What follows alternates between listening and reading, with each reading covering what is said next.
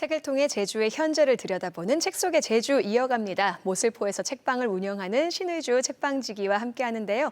오늘은 문태준 시인의 아침은 생각한다 가져오셨죠. 워낙 유명한 분이지만 그래도 시인 소개 다시 한번 부탁드릴게요. 네, 경북 김천에서 태어나시고 지금은 애월읍 장전리 주민이 된 시인이기도 합니다. 네. 1994년 이 문예중앙 신인 문학상을 수상하면서 작품 활동을 꾸준하게 이어오고 있는 분이기도 한데요. 시집 수런거리는 뒤란, 맨발, 내가 사모하는 일에는 무슨 끝이 있나요? 또 산문집 느림보 마음, 나는 첫 문장을 기다렸다 등을 발표하기도 했습니다. 이분은요, 수상 이력도 굉장히 독보적인 분이기도 합니다. 먼저 2022년, 작년이었죠. 김광협 문학상, 2018년 모걸 문학상, 2016년에는 애지문학상, 2014년 서정시학 작품상, 2006년 소월시 문학상, 2005년 미당 문학상, 2004년 노지 문학상 등등 정말 많은 작품 수상 이력이 돋보이는 분이기도 합니다. 그동안 약 70여 편의 작품집을 낸 분이기도 한데요. 오늘 함께 만나볼 시집 아침은 생각한다는요. 제주 이후에 처음으로 낸 시집이면서 시인의 가장 최근 작품이기도 합니다. 네, 정말 수상 이력이 화려한 문태준 시인의 이 책, 제주에 이주하고 난 후에 처음 낸 시집이라고 하니까 더욱 관심이 가는데요. 그럼 문태준 시인은 언제 제주로 이주한 거예요? 네, 이 시인이요. 제주로 이주를 한 거는요. 그렇게 오래된 건 아니지만 네. 지난 2020년 8월이라고 합니다. 오랜 서울 생활을 정리하고 이 아내의 고향인 애월읍 장전리로 이주해서 이제는 네. 제주 도민이 된 거죠. 그렇군요. 저보다 한 2년 정도 뒤에 이주했군요. 처음 이렇게 제주에 이주하면 적응에 좀 애를 먹기도 하잖아요. 하지만 제주 생활에 잘 적응했으니까 이렇게 시집도 낼 수 있었던 거겠죠? 네, 저도 그렇게 생각을 했는데요. 이 시인이요, 시골 마을 출신이라서 시골 생활에는 자신이 있었는데 네. 그런데 웬걸요. 이 제주는요, 사실 적응하기가 정말 만만치가 않았다고 제주는 좀 합니다. 다르죠. 네, 많이 다르죠.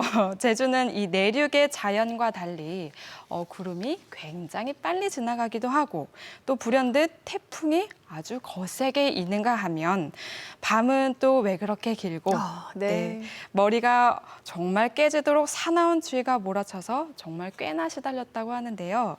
하지만 이런 제주의 사계절을 보내고 나니까요. 제2의 자연의 얼굴을 스스로 마주하게 됐다고 고백하고 있습니다. 시인은 지난해에 산문집 나는 첫 문장을 기다렸다라는 그 산문집을 발표를 했는데요. 이 출간 기념 인터뷰에서 시인은 바로 이런 고백을 했습니다. 제주살이는 시가 내게 찾아올 수 있도록 나를 세우는 일이었다라고 네. 고백을 했는데요.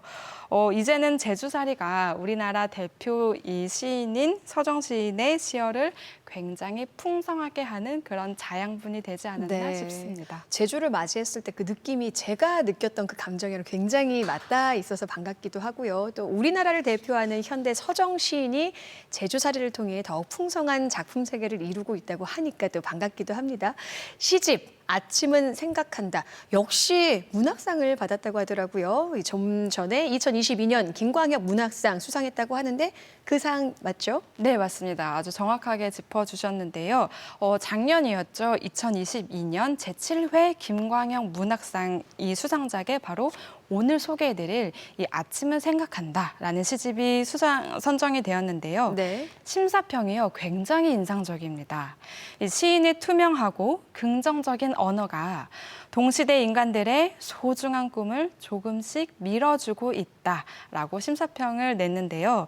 이 시집의 시인이 제주에 이사를 오면서 쓴 시를 조금 더 보태서 낸 그의 8번째 시집으로 제주의 자연 환경이 이 시어에 정말 잘 드러나 네. 있기도 하는데요.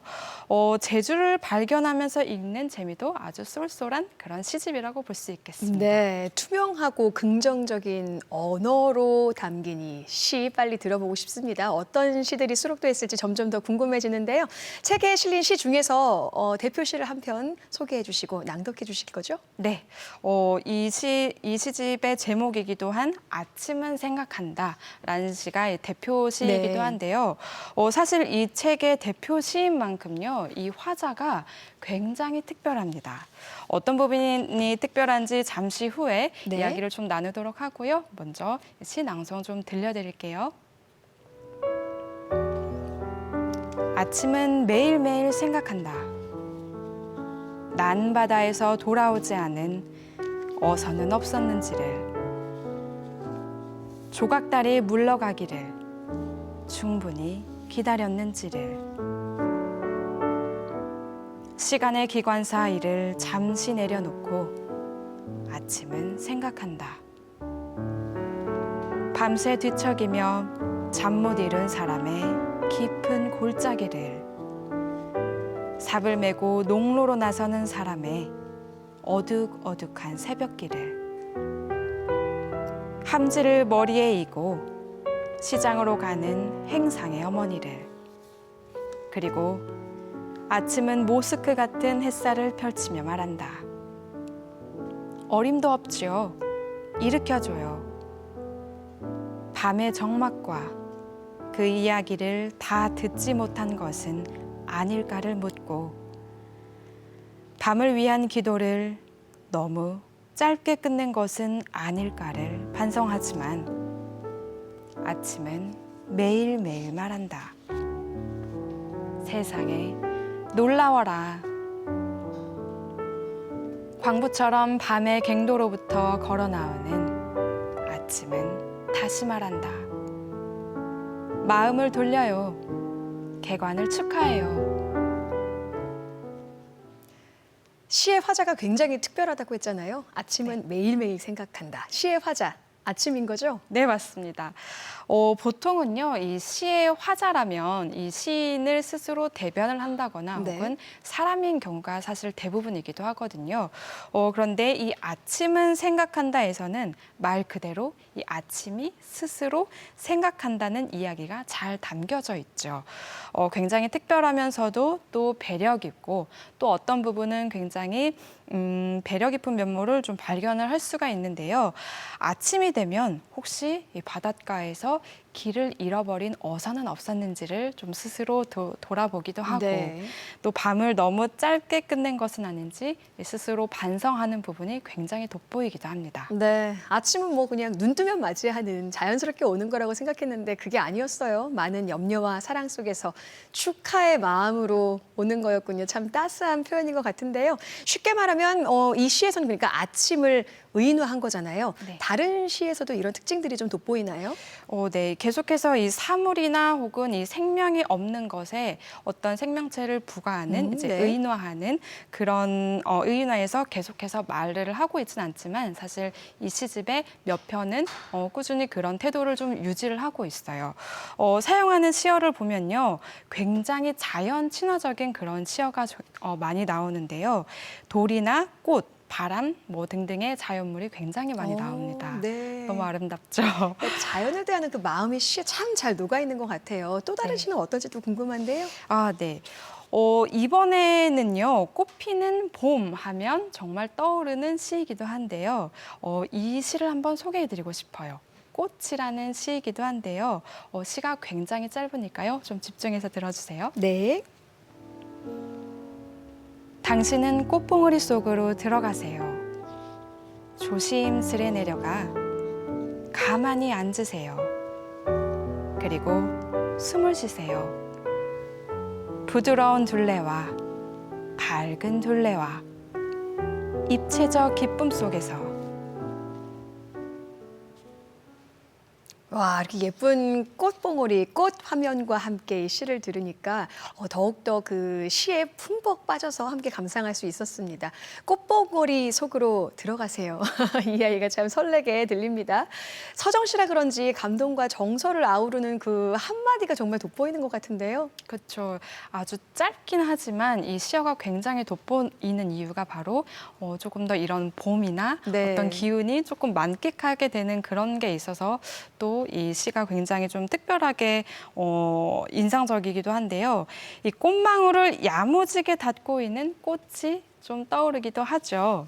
아주 자세히 꽃망울을 생각하게 하고 왠지 이 꽃향기가 슬금슬금 나는 것 같은 이런 기분도 들면서 네. 그렇게 순간적으로 이 시를 읽는 사람을 꽃밭으로 가게 하는 그런 기분이 들기도 합니다.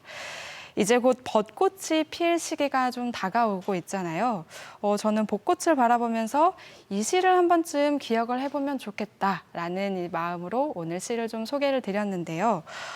개인적으로 저는 사실 이 꽃이 전부 다 핀 상태보다는요, 꽃봉오리가 맺혀 있는 상태를 정말 좋아합니다. 피기 전에 그 네. 상태를 좋아하시는군요. 네, 맞습니다. 이 겨울 동안 정말 이 메마른 앙상한 나뭇가지에서 이 봉오리가 맺힐 수 있도록 하는 그 나무의 힘을 한번 상상해 보시면 정말 좋은데요. 여기서 끝나는 것이 아니라 개화 직전까지 이 맑은 꽃봉오리를 이 스스로 터트리기 위해서 이 꽃이 얼마나 많은 에너지를 그 안에 가둬두고 있는지 네. 상상해 보시면 정말 어떤 단어도 이 시어로도 표현될 수 없는 그런 좀 분위기가 좀 연상이 네. 되기도 합니다.